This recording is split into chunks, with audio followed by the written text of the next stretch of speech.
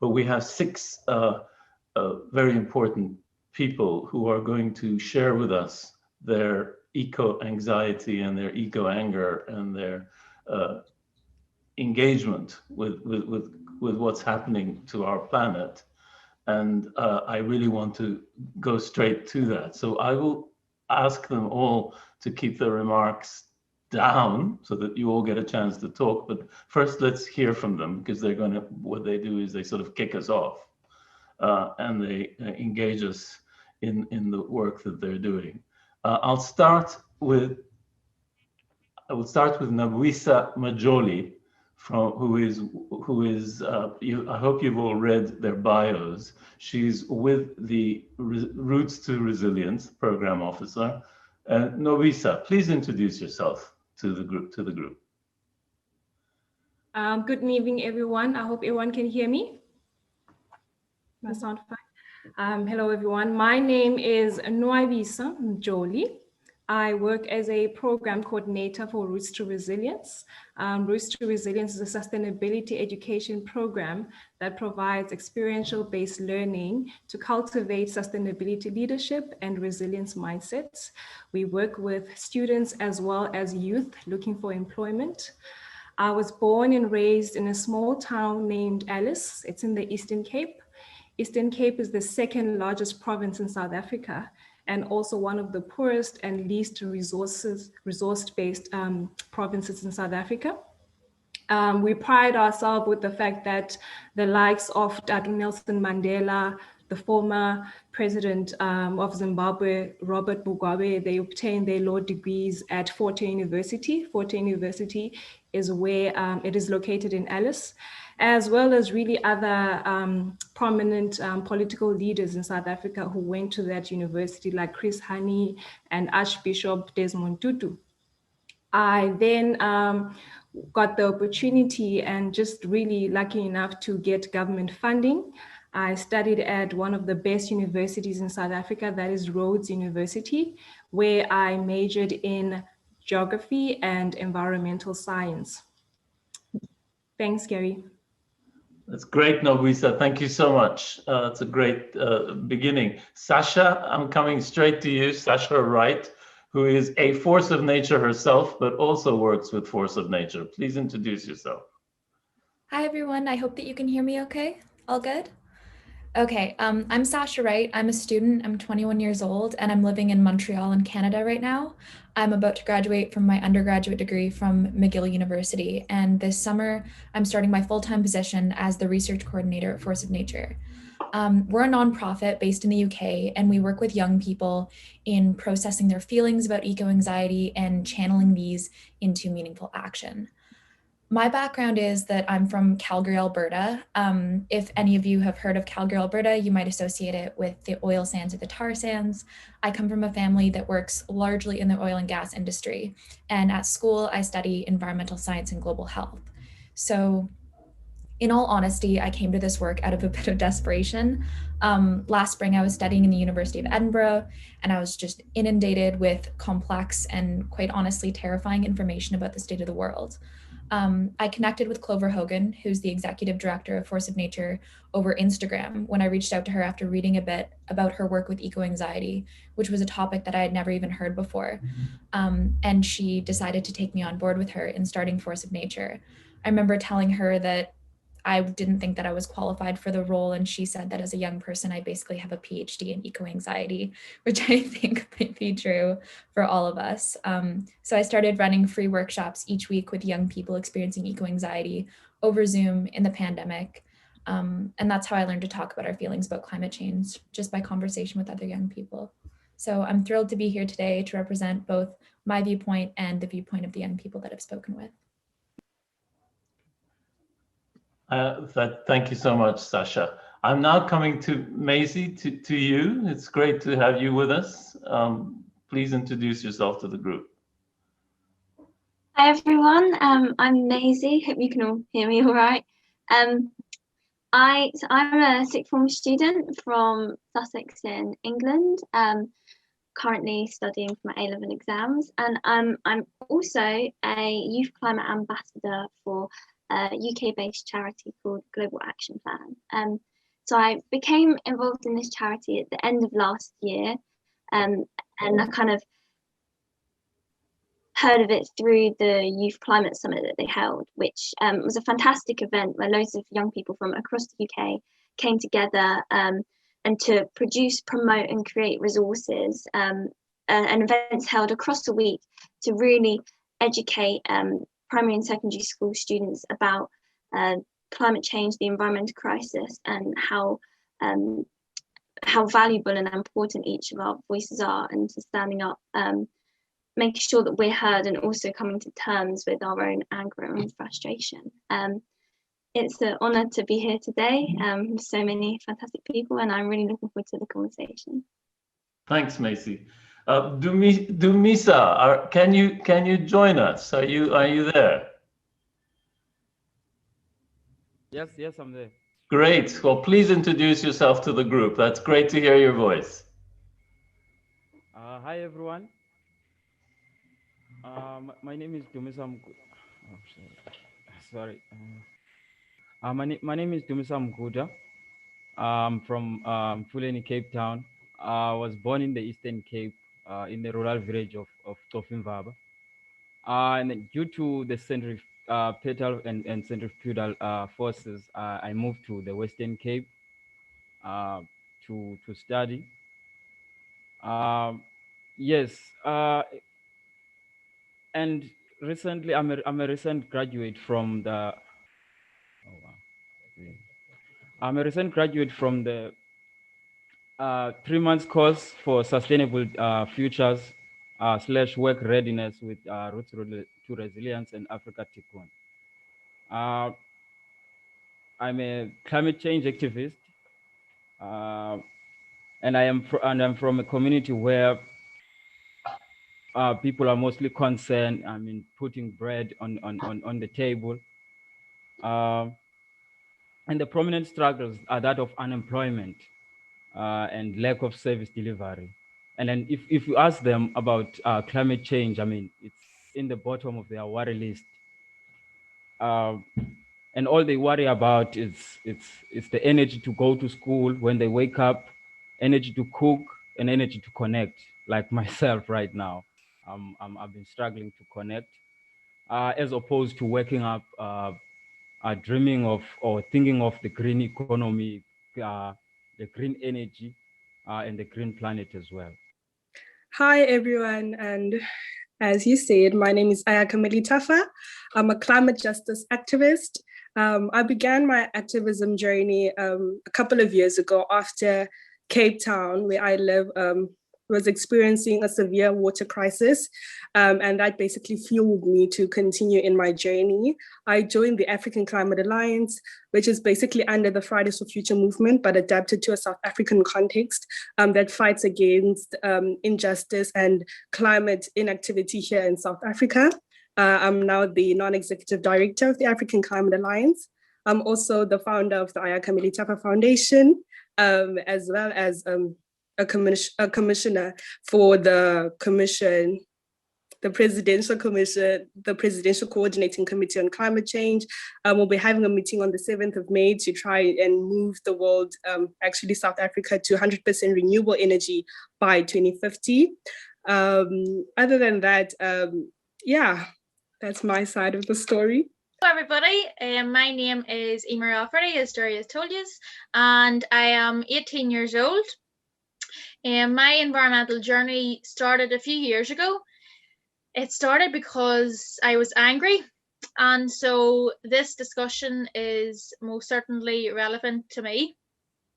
Like Maezie, I am ambassador for a Global Action Plan. So I was also involved in the Climate Summit, and it was a very rewarding summit. We found out lots about what other people think and shared opinions and ideas and what we cherish and what we find important.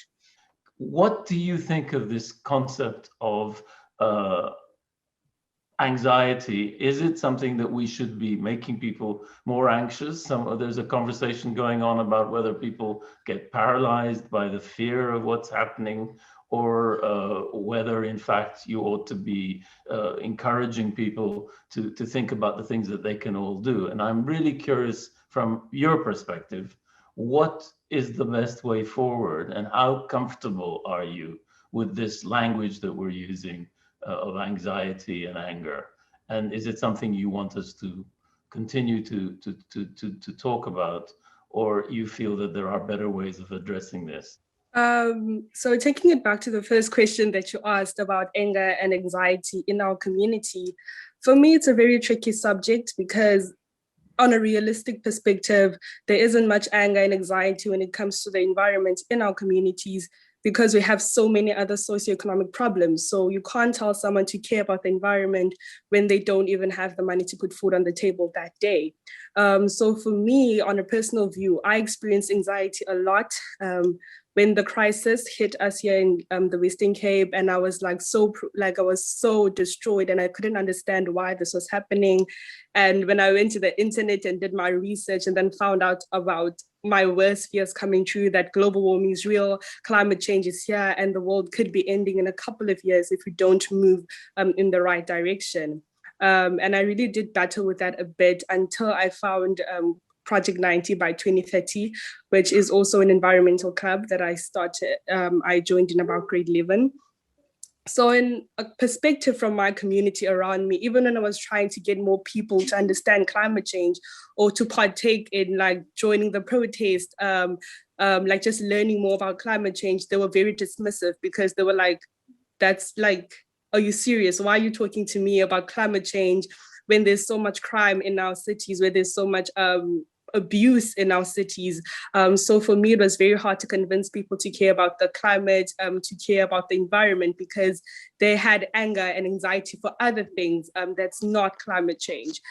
So I feel like this could be a good angle to speak to people about it, but it has to have context in the areas that we want to use it from, because activism from the global north is not the same as the activism used in the global south. That's why we encourage intersectionality so much. So for me, I feel like it is well that we should use this language, use anger, use anxiety, because it catches people's attention, but we also have to connect it with context to the kind of people that we are talking to. You are the first one to say, look, the context is so different. So I'm really curious what you make of this conversation, and can you see a coalition maybe between youth in the South and youth in the North about actually bringing energy to bear on this issue, or do you think that this is problematic? If we can now move away from a world that is created by privilege to a world that is created by community. What I mean by this, I mean, some of the people will feel like they don't relate to this narrative of climate change, of fighting climate change, because, I mean, they feel like they don't contribute much on this climate change, and they actually own the social floor of the society, whereby they don't have this privilege of benefiting from all this energy that is made, because some of us don't have electricity where we come from in the rural areas. So you cannot count us from the pollution that is made to generate power. I completely agree with the points that Dumisa is putting forward, as well as what Ayakha mentioned, because you find that there's often a lot of resistance, especially in the communities that we come from, if you speak about anything related to climate change. And I always get the feeling that sometimes I feel like people are just too hungry to be angry enough. So you find that factors such as putting food on the table, getting resources from government, those type of things, poverty, for example, they feel like those are the problems that we should be talking about. So whenever you mention anything on climate change, it's considered like a first world problem. And I feel like when we experienced day zero in Cape Town, that should have been the opportunity that the government should have used in educating our people about the effects of climate change. Because then people realize that you cannot just open the tap and water will just come out. It affected everyone. And that was the opportunity that the government should have used, and it didn't happen. So sometimes I do also feel like, not that people don't care, sometimes the lack of education. And for people that are in this session right now, we got the privilege to go to good schools and learn more about climate change and its effects. So I do wonder sometimes whether, do I feel anxiety because I know more about the topic? So yeah, I'll leave it at that.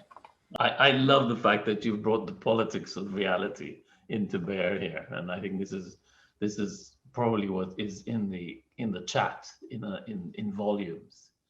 It's about essentially inequality.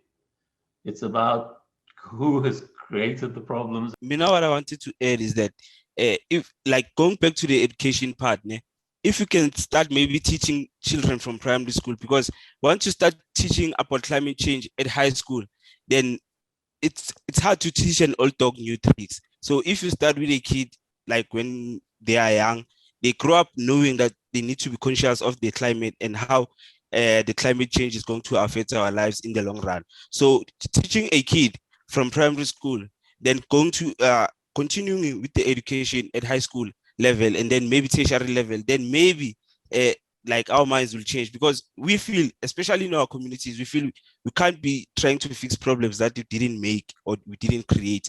So I think maybe if you can try maybe teaching children from primary school, and then they like move on like up until high school, maybe even tertiary, then maybe things will be better. Because if you teach a kid, if you can, I'll make an example with a song. A kid can hear a song today. That kid will sing that song the whole week. Even like their parents at home, they'll know that song by the end of the week. So imagine if we teach children about climate change from when they're young, and then they speak about climate change at home. Then even like parents and older brothers or siblings, they will know about like how to be conscious about the climate. Something that really struck out to me is that I don't think coming up with solutions for climate change, it can't just be placed on one group of people, one government, one organization. I think it starts with education, it starts with government action, it starts with collectivity in communities on a local level. I think it's the intersectionality of it and a combination of everything that needs to be considered for like solutions to be made on all different levels. I completely agree with the points that you guys have made in terms of education to climate change. I remember when we were protesting as the African Climate Alliance, one of our demands on our memorandum was that to incorporate climate change into our curriculum in schools, starting at a primary level. And then we found that even though we broke through to the government, we were able to get our memorandum in like the government sectors. We got the contacts of Barbara Creasy and Greta to actually speak and talk about this topic of how to incorporate it into the curriculum. And then we quickly realized that climate change is complex and there isn't just one solution to all the problems that we are facing. And that was it was very uneasy to know that there's still big politics around climate change. And the fact that we're still living in a capitalistic world where capitalistic system is ruling and dominating, that it will be very hard to shift to renewable energy and incorporating this into the curriculum. Because even if we manage to do that, we still have to consider the fact that the government is funded by big corporations that are one of the biggest culprits and one of the people that contribute the most to climate change.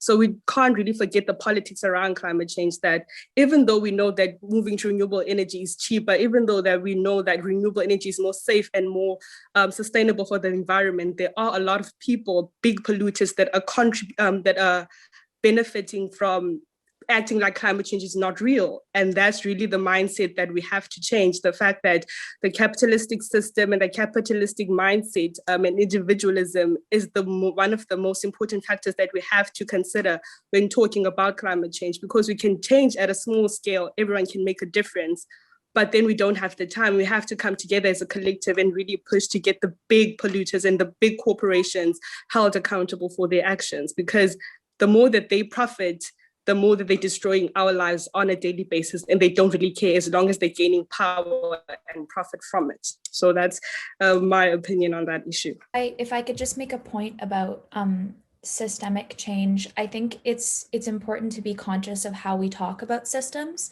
And I remember learning about this through the context of something called the coin model of privilege. And it's this idea that the system creates a coin that places some people on the top of it and some people on the bottom. And the idea that we've continually had is that, oh, you know, in order to break down the system, you need to bring people from the bottom of the coin up to the top. And in fact, that just compounds the problem. And what we actually need to do is look at ways to make a concerted effort to completely abolish this system of some people being placed above others. And we need to redistribute this idea of privilege so that it's not, you know, I want you to excel by my standards, by my, you know, able-bodied or racialized or environmental or socioeconomic standards, but rather how can we recreate the system so that the privilege is redistributed amongst people? And I think starting with young people, that's a really profound thing that we can do, because young people can bring that sort of fresh and energetic perspective to it, and that novel perspective where they're not entrenched in these ideas of, you know, I'm stuck like this, I've made my life around this, there's no way to change. There are solutions all around us if we choose to see them, and we need to break down these fallacies that we've told ourselves that, you know, we can't make a difference, that things can't change. And I think that that comes through collective resilience, that comes through community, that comes through capitalizing on the strength of one another when we don't have the strength ourselves. Yeah, actually, sorry for jumping in. I actually wanted to emphasize on what you just said also, that it's actually about consciousness, you know, why you want to do it, and why the why part I need to emphasize, because then people are doing things for different reasons. If you say you want to be a change, then small steps, small actions need to show that you want to be part of change. So adding to the collective, because I think was it Sean who was talking about, if we could work as a collective, then maybe we'd get bigger solutions. But then what if that collective also doesn't see the need of being part of that collective to begin with, you see? So it comes back to the why you want to be part of the ecosystem change. Why do you want to be part of any change? And are you doing it for the show, or are you doing it because it is affecting you? You see, because the beauty of the world is seen by anyone else's lens. I can see it in my lens, the next person might see it in their lens. But the importance of taking care of that atmosphere, the world on its own is, you see. So for me, honestly, it has to come back to why.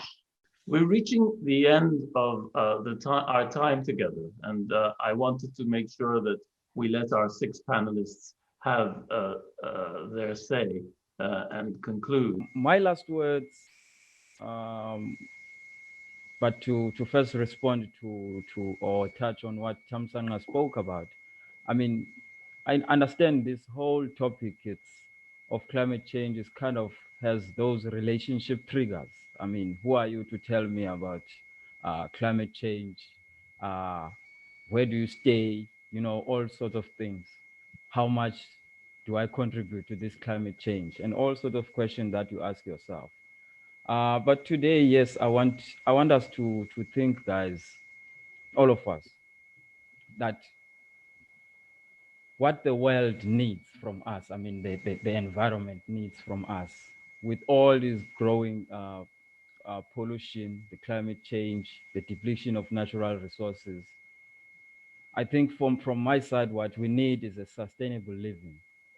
I mean, we're already promoting that in the permaculture initiative that I'm doing, that we need to recycle, start small. And also, there's a need also to redesign our societies and regenerating our communities, cities, societies, so that we live in harmony with natural system, our natural environment, you know. What I'm trying to say as a wrap up today is like, yes, we just need, I would like to emphasize that again, we need to move away from the world created by privilege to a world created by a community. We need to have fairer conversation about this, because we've heard some people feel like they don't contribute more than the other. So we need to understand each other, that we're from a different standpoint. And yeah, thank you guys. So for me, I'd say before we speak the language of critique, we should speak the language of hope. I feel like that's a really strong point, because with so much that's going wrong in the world, there's so much negativity that we're getting told every single day, with all the bad news that are constantly getting lined up one after the other. It's very important for us to take the little moments of joy that we have and really, really live them and experience them as they come. Because if we only focus on the negative, we'll become negative people. So it's important for us to hold on to that hope, because that hope is the thing that drives us to want to do better. That hope that it could get better is definitely what makes us want to be better for the world. So for me, that would be my final message. And it was so lovely to be with you, diverse group of people from all over the world. And I am truly inspired. But yeah, that's the quote I'm leaving you guys with. Before we speak the language of critique, we must speak the language of hope, because that is truly the way that we'll be able to find our fuel to keep on fighting all of the injustices that we are experiencing in the world, be it climate change, be it gender equality, be it racism, so on and so forth. Found myself with chills and tears in my eyes at different points, listening to the universality of emotions and how transcendent these issues are across, generations and across geographical borders. I think that we can all take heart from that. And I think this idea of moving forward as a collective is a really powerful way to dismantle the inequality that leads both to climate change, but also just to such a plethora of problems in the world. I think what I see is that motivation comes and goes. And what I would say is that hope is not a feeling, but it's an exercise. And the more we practice it, the better we get at it. And I think that hope, like motivation, comes and goes. And if we can figure out how to make a community, that means that in the absence of hope or motivation, we can use those around us to keep us going, kind of like an ecosystem. We all support one another. And I would say, moving forward for the rest of the day, if you can lend a little bit of oxygen to someone's flame, help them burn a little brighter, they can go out into the world and continue to make a difference. So thank you for lending me oxygen today, all of you. And I hope I lent a bit to you guys as well.